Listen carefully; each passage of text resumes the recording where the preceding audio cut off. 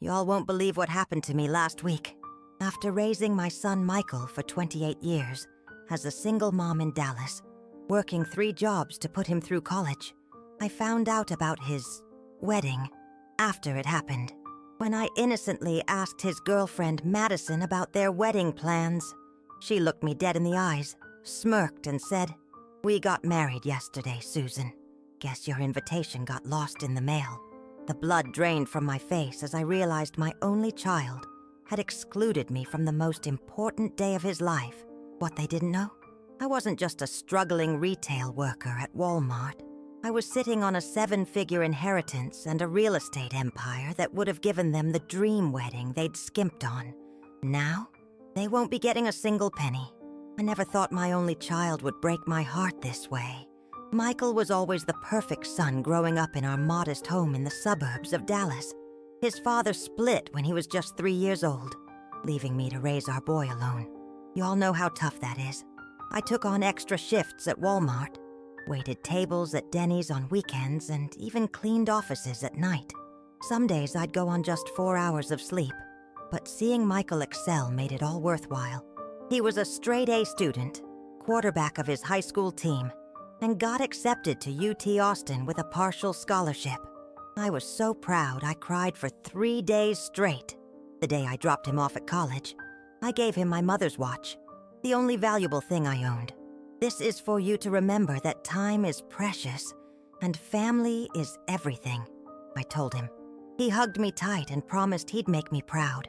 And for years he did. He'd call every Sunday without fail. Even when he moved to Houston for his first job at that big oil company, he'd drive back to Dallas once a month to check on me.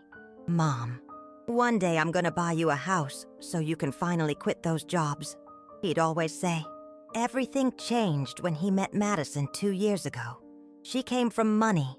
Her daddy owned half of downtown Houston, according to Michael. The first time I met her at Thanksgiving dinner, she looked around my small apartment and barely touched the food I'd spent all day cooking. "You know, Susan," she said, not even calling me Mrs. Johnson or Mom, "Michael deserves better than this neighborhood. It's so quaint." I noticed my calls with Michael becoming shorter. His visits home became rare. When he did visit, Madison always had some excuse not to come. "She's busy with her charity work," he'd explain. But his Instagram showed her at brunch with her friends that same day.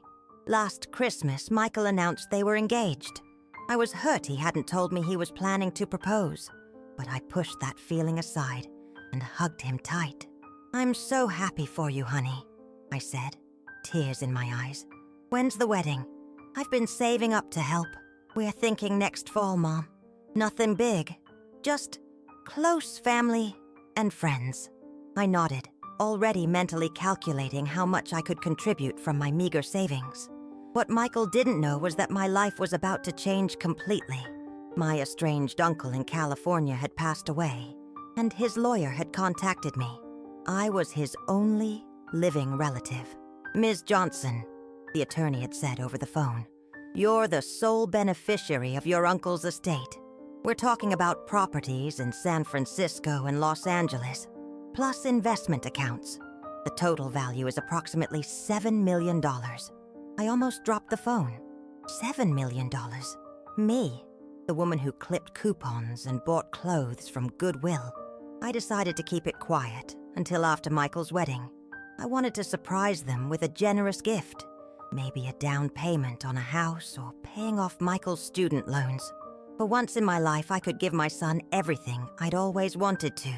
But fate had other plans, much crueler plans. Something wasn't right. As winter turned to spring in Texas, Michael's calls became even less frequent. When I'd text him about wedding plans, his responses were vague. "We're figuring it out, Mom," or "Madison's got it handled." I tried reaching out to Madison directly, sending her a friendly message on Facebook. "Hi, Madison. Just wondering if you need any help with wedding planning. I'd love to be involved." Her response came 3 days later. "Thanks, Susan, but I've got a wedding planner. We'll let you know when we need anything." That stung, but I told myself not to be sensitive. Maybe this was just how modern couples did things. Still, something felt off.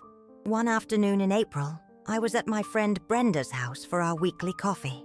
Brenda's daughter was friends with Madison's cousin, and the Dallas social circle is smaller than people think. Susan, Brenda said, lowering her voice, I heard Madison's mom talking about dress fittings for the wedding next month. Are they moving up the date? My heart skipped a beat. That can't be right. They said fall. Brenda looked uncomfortable. Well, Tiffany saw Madison's wedding registry online. The date says May 15th. May 15th? That was just 3 weeks away. I pulled out my phone with shaking hands and checked Michael's social media. Nothing about a wedding. I searched Madison's Instagram and found her recent posts about a special day coming up with bridal salon tags. That night, I called Michael, my heart pounding. Hey, Mom, what's up? He sounded distracted. Michael, I heard your wedding might be in May. Is that true? There was a long pause. Who told you that? So it is true. Michael, why wouldn't you tell me? Mom, we're just having a small ceremony. Madison's parents are handling everything. But I am your mother. My voice cracked. Don't I deserve to be there? Of course you do. Look, it's just been crazy busy. Madison will send you the details. After we hung up, I sat on my couch and cried. The details never came. A week passed, then 2. I called again, but Michael didn't pick up. I left voicemails, sent texts, even messaged Madison on Facebook. Radio silence. Then I did something I'm not proud of. I created a fake Instagram account and followed Madison's friends.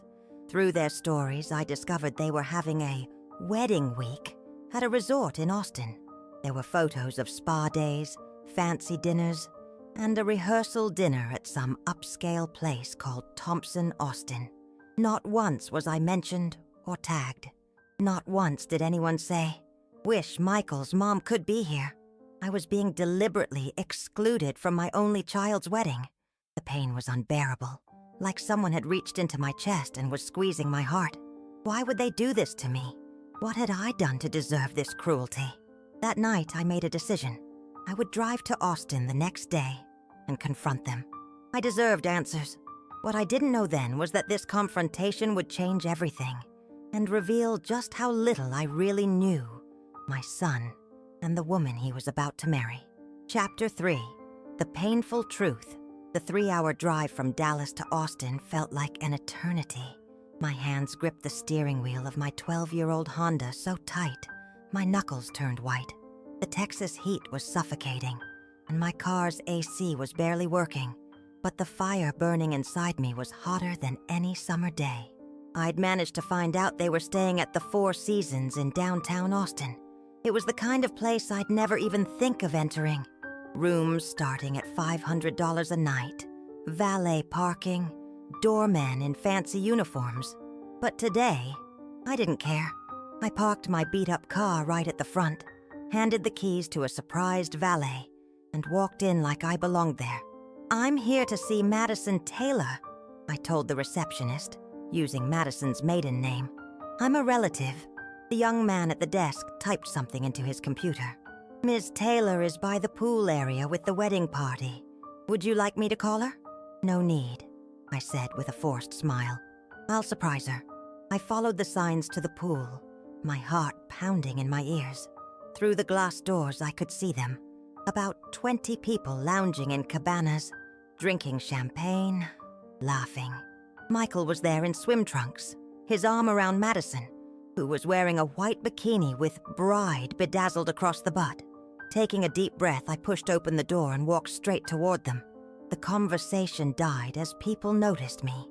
The 53-year-old woman in Walmart jeans and a faded t-shirt, completely out of place among these rich, beautiful people. "Mom." Michael's face drained of color. "What are you doing here?" Madison's smile disappeared. "Susan, how did you find us?" "Does it matter?" My voice was surprisingly steady. I had to find out about my only son's wedding from strangers. "Why, Michael? Why wouldn't you want me here?" The pool area had gone completely silent. Everyone was staring, but I didn't care. Michael stood up, looking uncomfortable. "Mom, can we talk about this privately?" "No, Michael. I think I deserve answers right here, right now, in front of everyone." Madison rolled her eyes and whispered something to a blonde woman next to her, who snickered. That's when I noticed Madison's mother. I recognized her from photos, giving me a look of pure disgust. "Mrs. Johnson," Madison finally said, standing up, "we just wanted a certain aesthetic for our wedding. My parents are paying for everything, and they have a certain image to maintain." "An aesthetic?" I repeated, the word bitter on my tongue. "I'm not an aesthetic. I'm Michael's mother." "Mom," Michael said, stepping between us. "Madison's family moves in certain circles. Her dad is connected to a lot of important people in Houston. This wedding is kind of a business thing, too." "A business thing?" I couldn't believe what I was hearing. "So your mother doesn't fit the business aesthetic?" Madison sighed dramatically. "Look, Susan, let's be real. You work at Walmart. You live in a tiny apartment. My friends are executives and socialites. My father is hanging out with the mayor of Houston next week. We just didn't want you to feel out of place." The cruelty of her words hit me like a physical blow. I looked at Michael, waiting for him to defend me, to say something, anything, to the woman who had just insulted his mother. But he just looked at the ground, silent. "And you agree with this?" I asked him, my voice breaking. "Mom, it's complicated. Madison's parents are investing in my startup. This wedding is important for networking." "More important than having your mother there?" Tears were streaming down my face now. That's when Madison's mother stepped forward, a martini in hand. "Susan, dear, you should be grateful. Michael has a chance to move up in the world. Isn't that what you wanted for him? To have a better life than you?" I stood there, surrounded by strangers laughing at my pain, my son unable to look me in the eye, and I knew then that I had lost him, not to love, but to greed and social climbing. "When is the actual wedding?" I managed to ask. Michael and Madison exchanged glances. "Tell me," I insisted. Madison flipped her hair over her shoulder. "It's tomorrow afternoon. But honestly, Susan, it's best if you..." "If I what? Don't come? Don't embarrass you with my Walmart clothes and my working-class accent?" No one answered. The silence was answer enough. I turned to leave, dignity intact despite my breaking heart, when Madison called after me. "Actually, Susan, we got the legal part done already. We went to the courthouse yesterday. This is just the ceremony and reception." I froze. They had already gotten married, without me, without even telling me. "Congratulations," I whispered, not turning around. "I hope you'll be very happy together." As I walked away, I heard Madison laugh and say to her friends, "Well, that was awkward. More champagne, anyone?" I made it to my car before completely breaking down. The valet looked concerned as he handed me my keys, but I couldn't speak through my sobs. On the drive back to Dallas, I made a decision. Michael and Madison had made their choice. Now it was time to make mine. They had no idea what was coming. The next morning, I sat at my kitchen table with a cup of coffee, staring at the documents my uncle's attorney had sent over. Property deeds, investment portfolios, bank statements, all with my name on them. $7,235,412, plus real estate. I was rich. Not new money rich like Madison's family, but genuinely wealthy. My uncle had been an early investor in several tech companies in Silicon Valley, had bought property in San Francisco before the boom, and had lived frugally despite his growing fortune, just like me. The irony wasn't lost on me. If Michael and Madison had waited until fall, as originally planned, they would have known. I would have paid for a beautiful wedding. I would have given them a down payment on a house. I would have invested in Michael's startup instead of him having to court Madison's father. My phone buzzed with a text from Michael. "Mom, I'm sorry about yesterday. Madison was stressed. We still want you at the ceremony today. Too little, too late." I didn't respond. Instead, I called my uncle's attorney, a sharp man named Jeffrey Williams, who was based in San Francisco. "Ms. Johnson, good to hear from you. How can I help?" "I've made some decisions about the inheritance," I told him. "I'd like to set up a foundation. The Susan Johnson Foundation for Single Mothers. That's very noble, Jeffrey said. How much would you like to allocate to this foundation? $5 million, I said without hesitation. That's a substantial portion of your inheritance, he noted. Are you sure? Absolutely. I want to help women who are struggling, like I did. And I want to do one more thing. What's that? I want to buy a house in Houston. Something nice in River Oaks. I'll send you the details of the areas I'm interested in. Of course. Any particular reason for Houston? Family, I said simply. After hanging up, I took out a piece of paper and began to write a letter to Michael. Not an angry letter, not a letter of accusations, but a letter of truth. I wrote about the nights I went hungry so he could eat, about the time I couldn't afford to fix the heater and slept in a freezing apartment for 2 winters, about the 3 jobs and the constant exhaustion, about the unconditional love I had for him from the moment I first held him. I wrote about my uncle's inheritance and what I had planned to do with it, the wedding I wanted to give them, the house I wanted to help them buy, the startup I wanted to fund. Then I wrote about the foundation I was creating instead, about how it would help women like me, women who sacrificed everything for their children, only to be discarded when those children found shinier, fancier people to surround themselves with. I ended the letter with this: I will always love you, Michael. You are my son, and nothing can change that. But love doesn't mean I have to accept being treated like I'm worthless. When you decided I wasn't good enough to be at your wedding, you made a choice. Now I'm making mine. I hope Madison's family gives you everything you need, because I won't be your backup plan. I won't be your secret shame. I wish you happiness, but I also wish you wisdom, because one day you might realize that true wealth isn't measured in dollars or social connections. It's measured in love, and you just threw away a fortune. I sealed the letter in an envelope, along with a printout of my new bank balance and the deed to my uncle's San Francisco condo. Then I addressed another envelope to Madison's parents with copies of the same documents, plus details of the Susan Johnson Foundation for Single Mothers. Let them see what they had really done. Let them understand who they had really insulted. That night, while Michael and Madison celebrated their wedding with Houston's elite, I booked a flight to San Francisco to see my new property. As the plane took off, I felt something I hadn't felt in years. Freedom. Freedom from struggle, yes, but also freedom from the need for approval. Freedom from shame. I was Susan Johnson, millionaire philanthropist, and I was just getting started. 3 months passed without a word from Michael or Madison. I'd moved into my uncle's stunning San Francisco condo, with views of the bay that took my breath away. Every morning, the Susan Johnson Foundation was taking shape, with an office in the Mission District and a small dedicated staff. I'd already approved grants for 10 single mothers to get education or job training. Life was good. Different, but good. Then, on a foggy August morning, my phone rang with a Houston area code. Hello? I answered cautiously. Mrs. Johnson? This is Robert Taylor, Madison's father. My heart skipped a beat, but I kept my voice steady. Mr. Taylor, what can I do for you? I received your package, he said, his tone difficult to read. I must say it was quite revealing. I thought you might find it interesting. Indeed.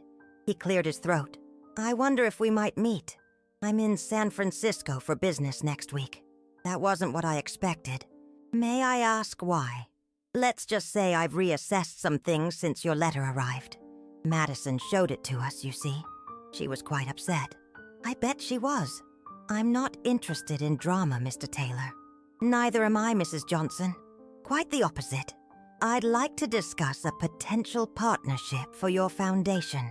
My company has a corporate responsibility program, and what you're doing aligns with our values. Now I was curious. All right, I can meet you for coffee next Tuesday. We set a time and place, a cafe near Union Square, and hung up. I spent the next few days wondering what Robert Taylor really wanted. Was this a genuine offer, or some kind of trap? When Tuesday arrived, I dressed carefully in a simple but elegant navy blue dress I'd bought from Nordstrom. Not to impress him, but to remind myself how far I'd come. No more Walmart uniforms for me. Robert Taylor was already at the cafe when I arrived, sitting at a corner table with a leather portfolio in front of him. He stood when he saw me, tall, silver-haired, expensively dressed, exactly how I'd imagined a Houston real estate tycoon would look. "Mrs. Johnson," he said, extending his hand. "Thank you for meeting me." "Susan, please," I replied, shaking his hand firmly. After ordering coffee, he got straight to the point. "Your letter made quite an impression on my daughter and son-in-law. That wasn't my intention," I said, though of course it partly was. Nevertheless, he took a sip of his espresso. "Michael came to my office the day after they received it. He was distraught." I said nothing, waiting. "He told me everything. How you raised him alone. The sacrifices you made." Robert set down his cup. "And he told me something else. Something Madison hadn't mentioned." "What's that?" "That Madison had deliberately planned the wedding to exclude you. That it wasn't a mutual decision. The confirmation hurt, even though I'd already known the truth." "I see. I did not raise my daughter to behave this way," Robert said, his jaw tight. "My wife and I come from money, yes, but we weren't always wealthy. My father was a plumber in Galveston.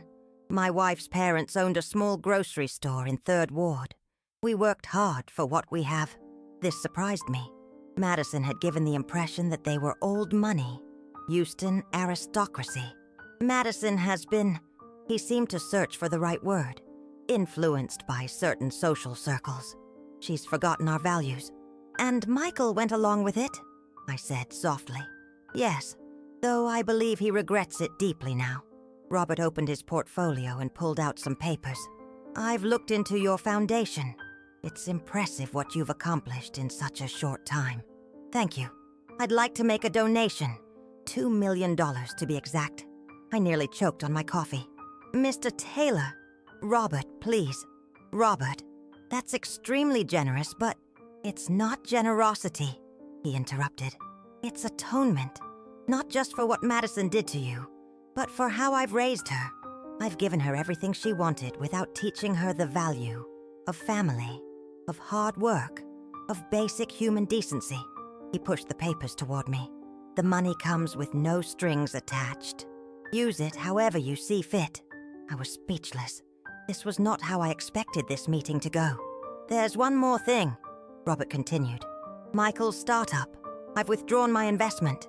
"What? Why?" "Because he needs to earn it. Both of them do." Robert leaned forward. "Susan, I admire what you did. You took a cruel situation and turned it into something positive. You didn't lash out or seek revenge. You built something meaningful." I felt tears threatening. "Thank you. Don't thank me yet. I have a proposal." His eyes gleamed with something like respect. "I want to partner with you on a larger project. Low-income housing for single-parent families in Houston. My company provides the land and construction. Your foundation provides the program management and support services." The offer was stunning. Exactly the kind of project I'd dreamed of, but hadn't had the resources to launch. "Why?" I asked simply. "Because it's the right thing to do. And because I want my daughter and son-in-law to see what real success looks like. Not social climbing or chasing status, but making a real difference." As we shook hands on our new partnership, I realized something profound had shifted. In trying to hurt me, Madison and Michael had set in motion events that would help hundreds of families like mine. The universe had a strange sense of justice. "One last thing," Robert said as we were leaving. "Michael has been trying to reach you. He's called your old number dozens of times." I hadn't known that. I'd changed my number when I moved. "Should I give him your new contact information?" Robert asked. I considered this carefully. "Not yet," I finally said. "But you can tell him I'm doing well, and that when he's ready, really ready, to be my son again, I'll be here." Robert nodded, understanding the boundary I was setting. As I walked back to my apartment, the San Francisco fog was lifting, revealing a bright, clear sky. It felt like a metaphor for my life, the fog of struggle and pain finally clearing to reveal possibilities I'd never imagined.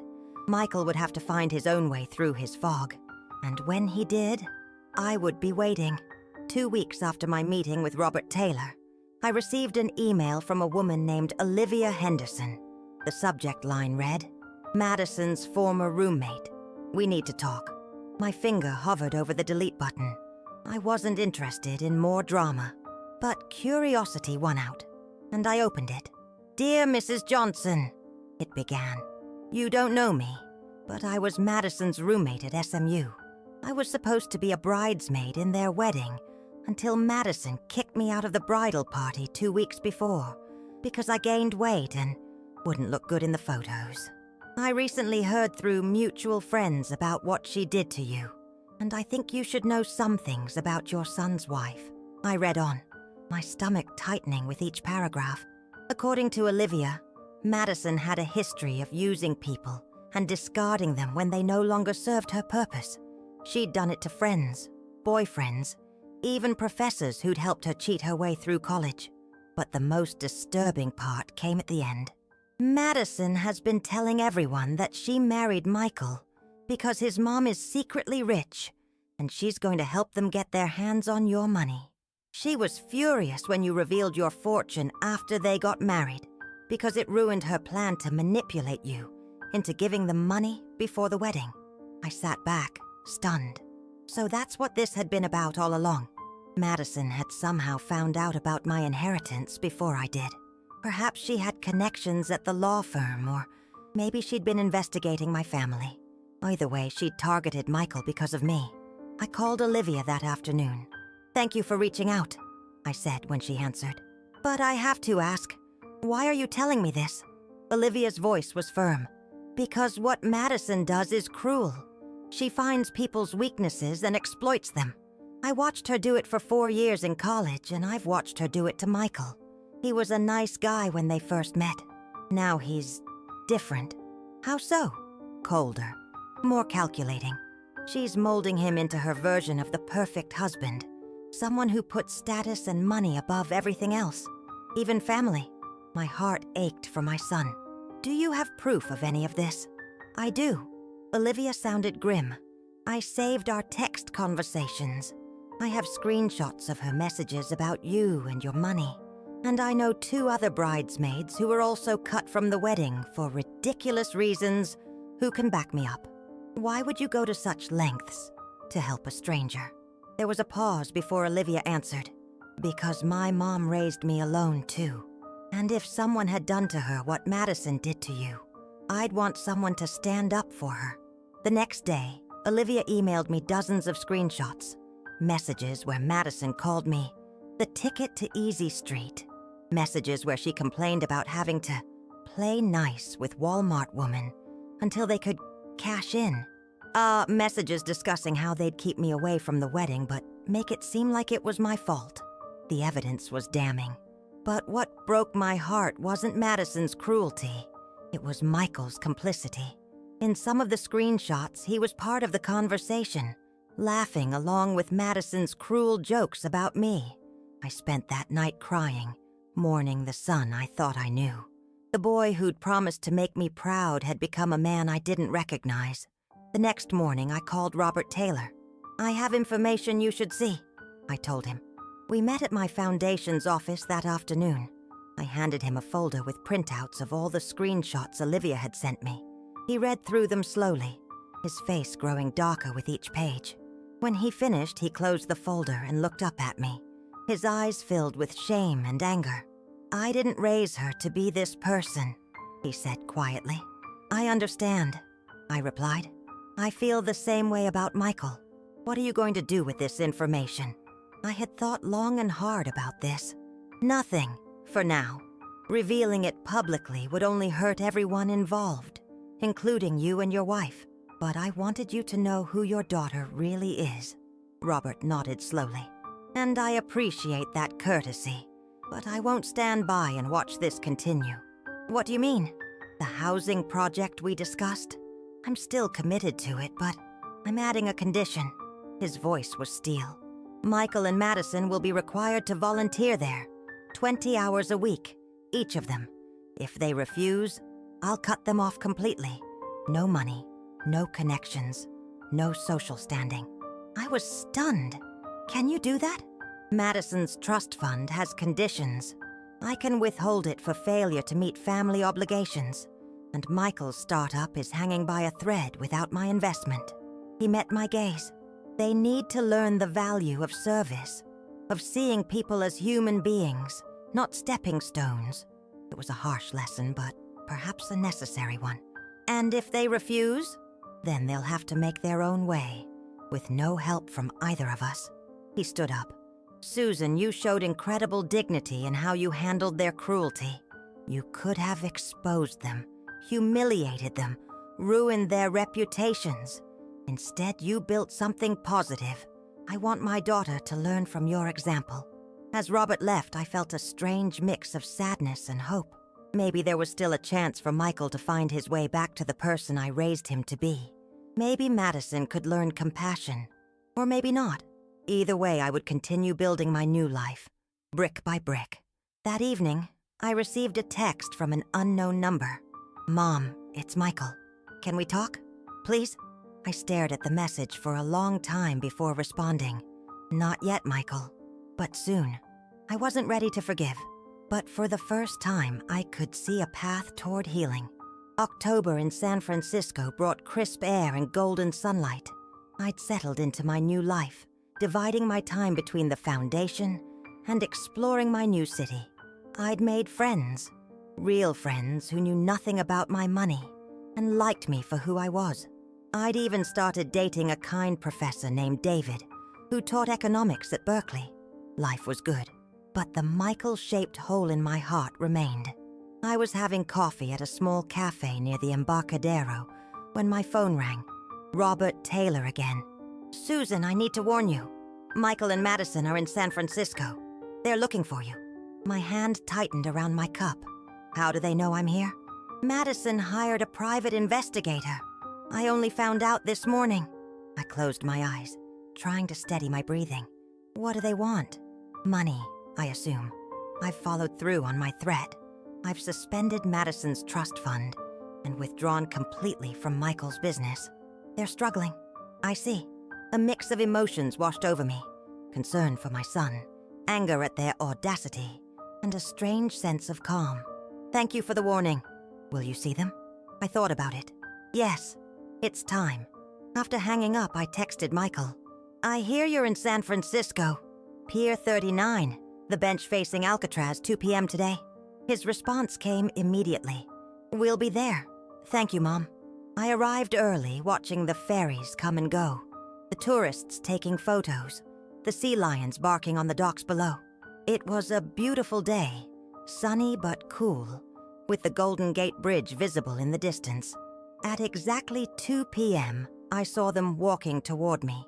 Michael looked thinner, stressed, his normally neat hair a bit too long. Madison was still perfectly put together, designer sunglasses hiding her eyes, her blonde hair gleaming in the sun. Mom, Michael said, his voice breaking a little as they reached me. I didn't stand up. Michael, Madison, please sit. They sat on either side of me, an awkward tableau for anyone passing by.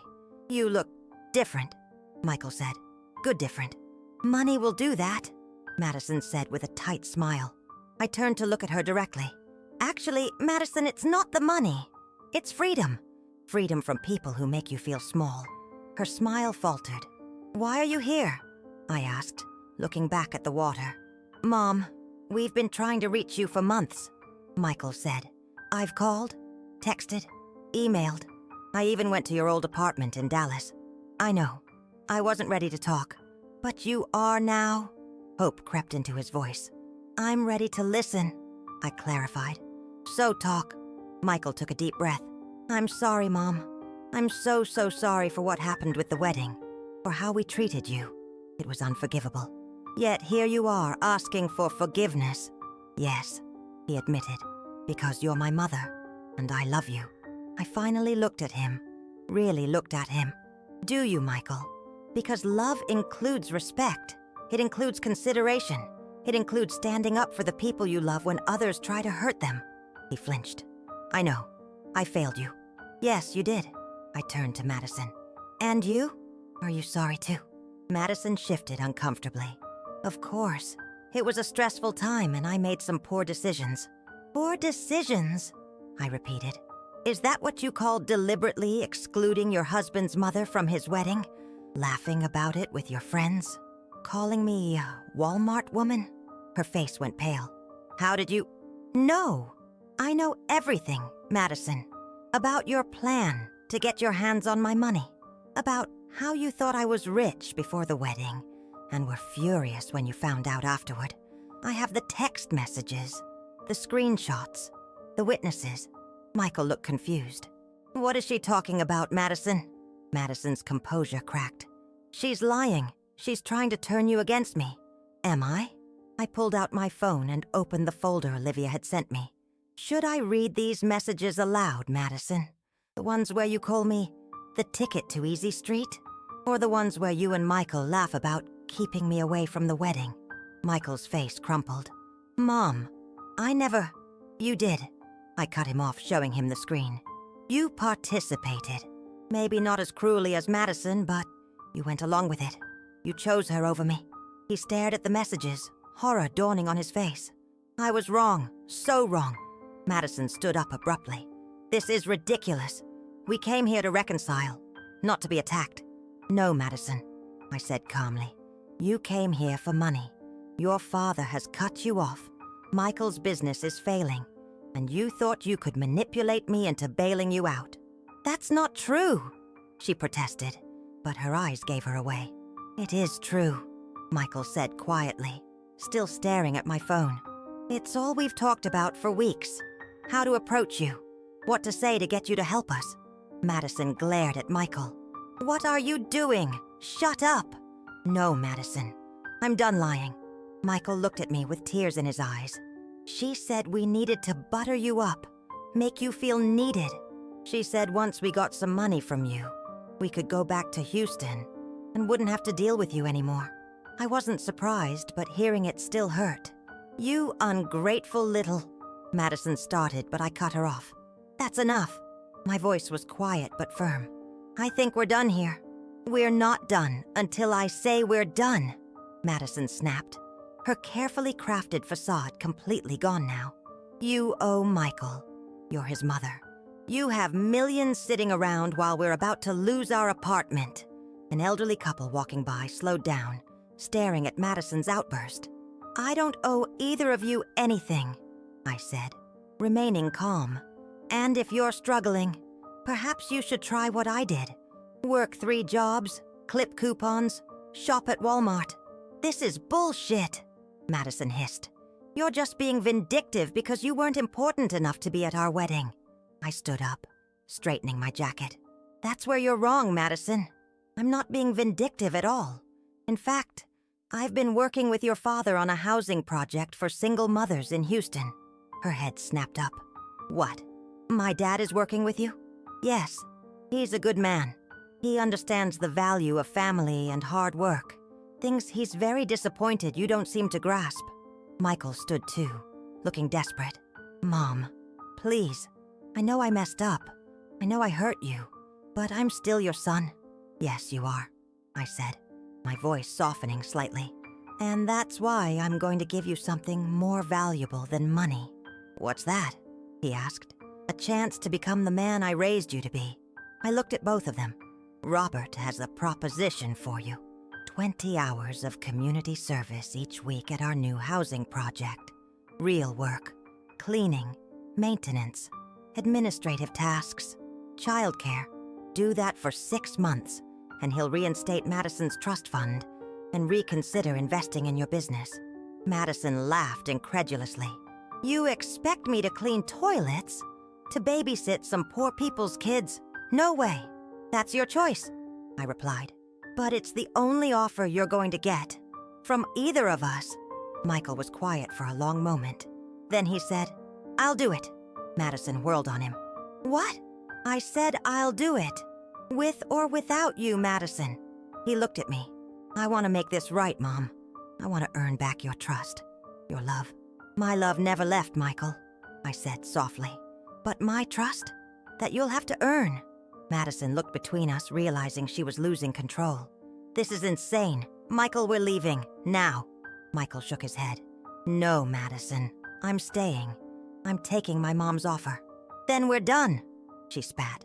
I didn't sign up to be married to a janitor. No, Michael said sadly. You signed up to be married to an ATM. And I'm not that anymore. Madison stormed off, her designer heels clicking angrily on the pier's wooden planks. Michael and I stood there in silence, watching her go. She'll be back, he finally said, once she calms down. Maybe, I replied. But the question is, do you want her to come back?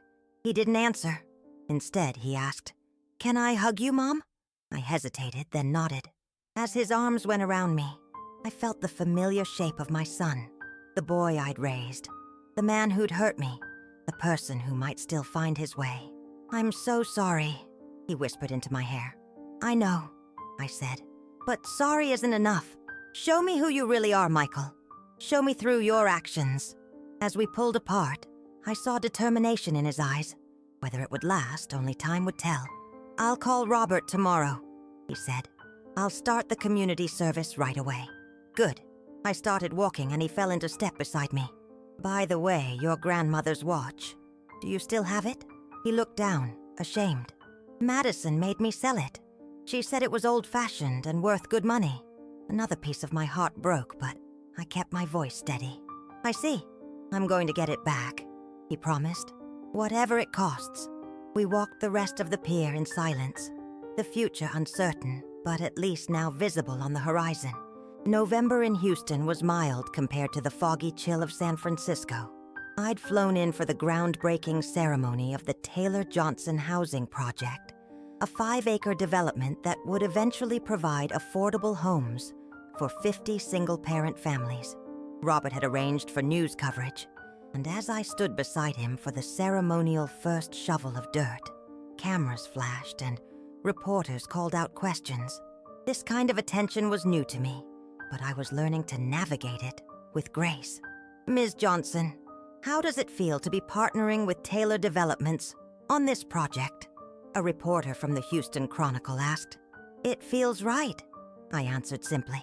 This project represents what's possible when people come together with a common purpose to lift up those who are struggling, just as I once struggled. Out of the corner of my eye, I spotted Michael in the crowd, not at the front with the VIPs, but toward the back, wearing work clothes and standing with the construction crew. We'd spoken briefly when I arrived in town, but kept our distance.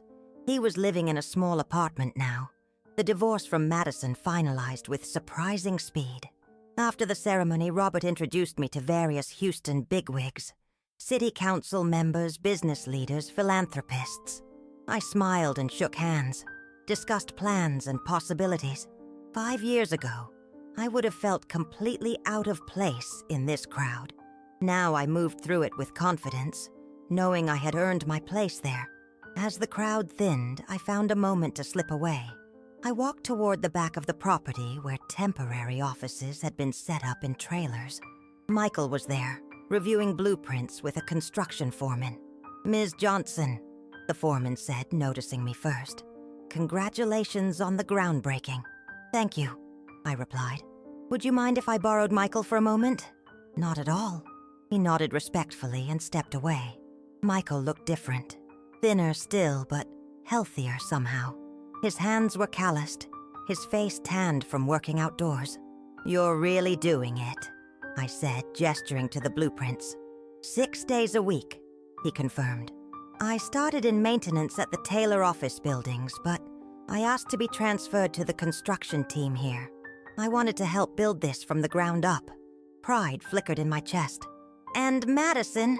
Gone. He shrugged. She filed for divorce the day after we saw you in San Francisco. Moved back in with her parents. But Robert and Christine set conditions. She's working at Christine's charity now. Actually doing real work for once. Are you okay? He considered the question carefully. Getting there. It's been clarifying these past months. Working with my hands.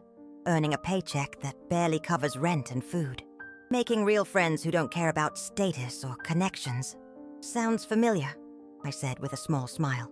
Yeah, he met my eyes. I never understood before what your life was really like. How hard you worked. I took it all for granted. I nodded, not trusting myself to speak. Oh, I almost forgot. He reached into his pocket and pulled out a small velvet box. I got this back. He handed it to me.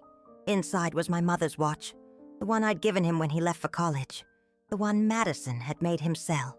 How? I asked, running my finger over the familiar face. I tracked down the buyer, paid twice what they paid for it. He smiled ruefully. Took my entire savings. Worth every penny. I closed the box and handed it back to him. Keep it. It was a gift. Really? Really? I hesitated, then added, I'm proud of you, Michael, for doing the work, for trying to make amends. His eyes lit up at my words. That means everything, Mom.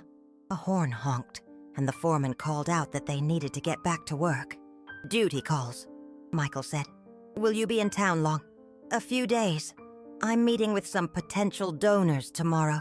Maybe we could have dinner, if you're free? I smiled. I'd like that. As I walked back to the main area where Robert was waiting, I felt something shift inside me. The anger I'd been carrying, the hurt, was beginning to transform into something else. Not forgiveness, not yet, but the possibility of it. Robert noticed my expression. Everything okay? Getting there, I echoed Michael's words. Your daughter? How is she doing with her adjustments? Robert sighed, struggling, but showing small signs of progress. She organized a fundraiser for the women's shelter last month. Actually did the work herself instead of hiring an event planner. That's something. It's a start, he agreed. They both have a long way to go. I looked out over the property, imagining the homes that would stand there in a year's time. Homes where women like me would have a safe, affordable place to raise their children. Children who might grow up to be doctors, teachers, artists, or yes, even construction workers or Walmart employees. All valuable, all worthy of respect. We all have a long way to go, I said quietly. But at least we're moving in the right direction. That night I had dinner with Michael at a small Mexican restaurant. Nothing fancy, just good food and conversation. We talked about the housing project, about my foundation, about his new job and new perspective. We didn't talk about Madison or the wedding or the past. There would be time for that later. As we walked back to my hotel, Michael said, I found your videos. My videos? On TikTok. The ones where you talk about the foundation, about supporting single moms. You're really good at it, Mom. Inspiring. I laughed. The foundation's social media manager had convinced me to record some videos talking about my journey. I'd felt awkward at first, but eventually found my voice. Apparently, quite a few people were listening. Thanks. It's still strange to me, being visible, having a platform. You deserve it, Michael said. You have something real to say. We stopped in front of my hotel. Well, this is me. Michael hesitated, then said, I know it's going to take time for things to be right between us again. But I want you to know that I'm committed to doing whatever it takes, however long it takes. I studied my son's face, the face I'd kissed goodnight thousands of times, the face that had looked at me with such coldness at that pool in Austin. I saw remorse there now, but also determination, growth. One day at a time, I said, giving his arm a squeeze. That's how we'll do this. He nodded, understanding. One day at a time. As I watched him walk away, I thought about the strange, painful, beautiful journey that had brought us here. How sometimes the deepest wounds can lead to the most profound healing. How sometimes being excluded from a wedding can lead to building homes for dozens of families. The universe did indeed have a strange sense of justice, and I was finally at peace with it. Spring came to Houston, bringing wildflowers and the completion of the first 10 homes in the Taylor Johnson housing project. I'd flown in for the ribbon-cutting ceremony, now a regular commuter between San Francisco and Houston, as the foundation expanded its work. The past 6 months had been transformative for everyone involved. Michael had been promoted to assistant project manager, having proven himself not just hardworking, but genuinely talented at construction management. We'd established a cautious but growing relationship, having dinner whenever I was in town, talking weekly by phone. Madison was a more complicated story. After the divorce, she'd spiraled briefly, showing up in Houston gossip columns for drunken scenes at clubs. But eventually, under her parents' firm guidance, she'd settled into working at her mother's charitable foundation. We hadn't spoken since that day at Pier 39, and I had no desire to change that, or so I thought. The morning of the ribbon cutting, I was having coffee in my hotel room when my phone rang with an unfamiliar number. "Hello? Mrs. Johnson? It's Madison Taylor." I nearly dropped my cup. "Madison, this is unexpected." "I know." Her voice sounded different, less polished, more hesitant. "I won't take much of your time. I wanted to ask if we could meet before the ceremony today." My instinct was to refuse. "What could we possibly have to talk about?"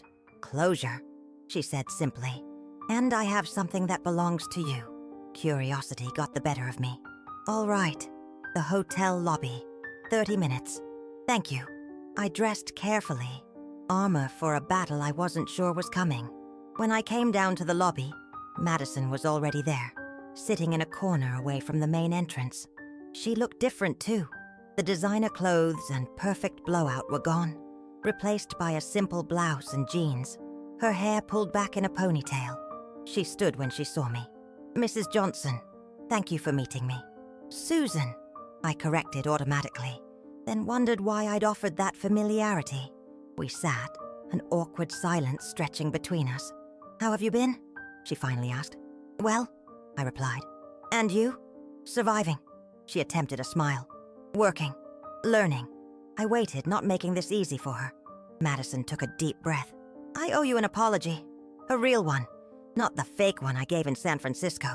What I did, excluding you from the wedding, mocking you, trying to use you for money, it was cruel and wrong." "Yes, it was," I agreed. "I don't expect forgiveness. I don't deserve it."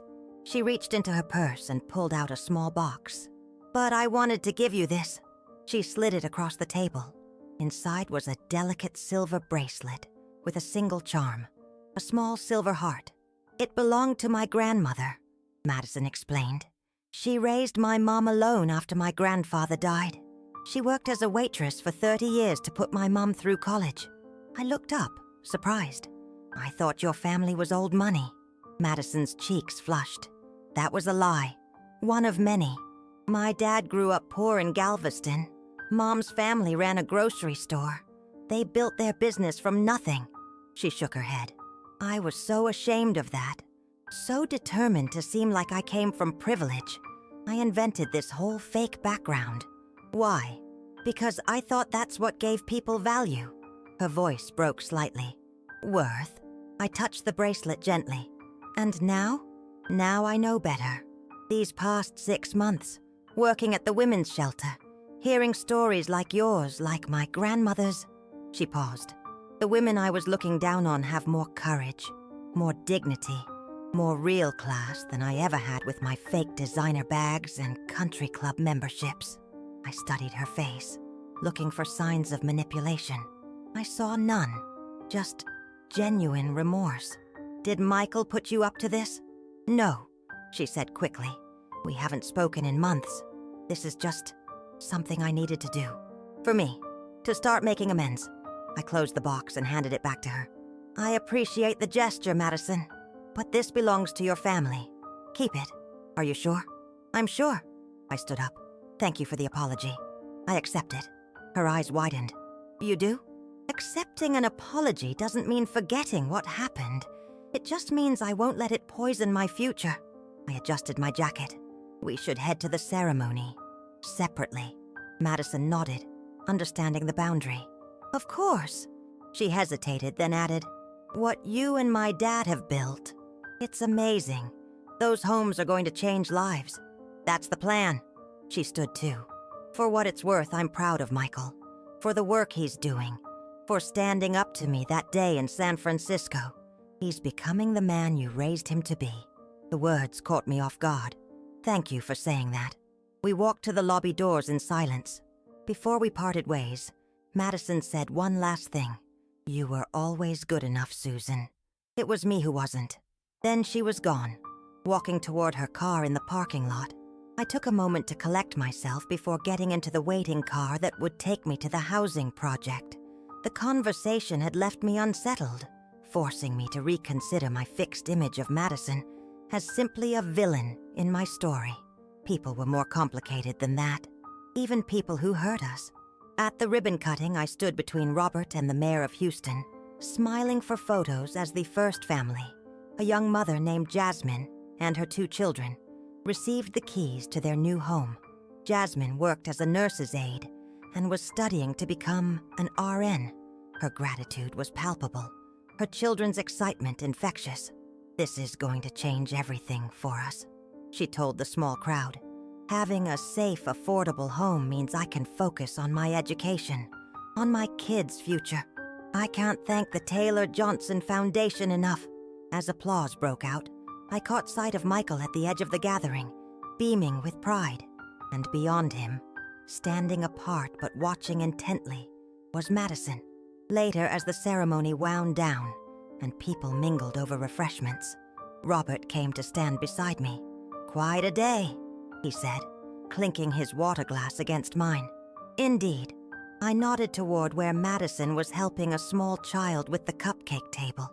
Your daughter came to see me this morning. I know. She told me she was going to. Robert looked thoughtful. She's changing, Susan. Slowly, painfully, but genuinely.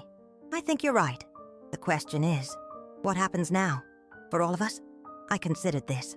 We keep building homes, relationships, second chances. Robert smiled. I like that plan. As the sun set over the new houses, I found myself standing alone, taking in the moment. 10 families would sleep under safe roofs tonight because of what we'd created from pain and betrayal. In 6 months, 20 more families would join them. It wasn't the life I'd imagined for myself 3 years ago, working those long shifts at Walmart. It wasn't the relationship I'd expected with my only child. It certainly wasn't the daughter-in-law I'd hoped for. But maybe, just maybe, it was better, more real, more meaningful. Michael approached, hands in his pockets. Hey, Mom. Great day, huh? The best, I agreed. I saw Madison earlier. She said you 2 talked. We did. And? He asked carefully. And nothing, I said. We said what needed to be said. The rest is up to time. He nodded, accepting this. Robert, is having a small dinner at his house tonight. For the team and some of the families. He asked me to make sure you're coming. I'll be there. I looked at my son. Really looked at him. You did good work here, Michael. Really good work. His smile was like sunshine. Thanks, Mom. That means everything. As we walked toward the parking lot together, I thought about the strange, winding path that had brought us here. How an invitation lost in the mail, or rather, never sent, had led to all of this. How pain could become purpose. How exclusion could lead to inclusion. The universe had its own plans, it seemed, and they were far more interesting than a wedding I hadn't been invited to. 1 year to the day after I'd asked Madison about the wedding date, I stood in the community center of the now completed Taylor Johnson housing project. Around me, 50 families celebrated their new homes, their new community, their new beginnings. The project had exceeded our expectations. Beyond just affordable housing, we'd added a daycare center, job training facilities, and this community space where residents could gather for events, classes, and celebrations like today's. Ms. Johnson! Jasmine, our very first resident, approached with her children in tow. We wanted to give you something. Her daughter, Zoe, stepped forward with a handmade card. Thank you for our home, she said shyly. I knelt down to her level. You're very welcome, sweetheart. Do you like living here? She nodded enthusiastically. I have my own room now, and Mommy doesn't have to work at night anymore. Jasmine smiled. I finished my nursing degree last month. Got a job at Methodist Hospital. Day shifts only. She looked around the room. None of this would have happened without you. Without all of us, I corrected, gesturing to where Robert was chatting with some of the construction team, where Michael was helping set up the buffet, where Madison, yes, Madison, was leading an art activity with some of the younger children. Life had a funny way of coming full circle. After the celebration wound down, the four of us, Robert, Michael, Madison, and I, found ourselves sitting together on the center's patio as the Texas sunset painted the sky in vibrant oranges and pinks. 1 year, Robert mused.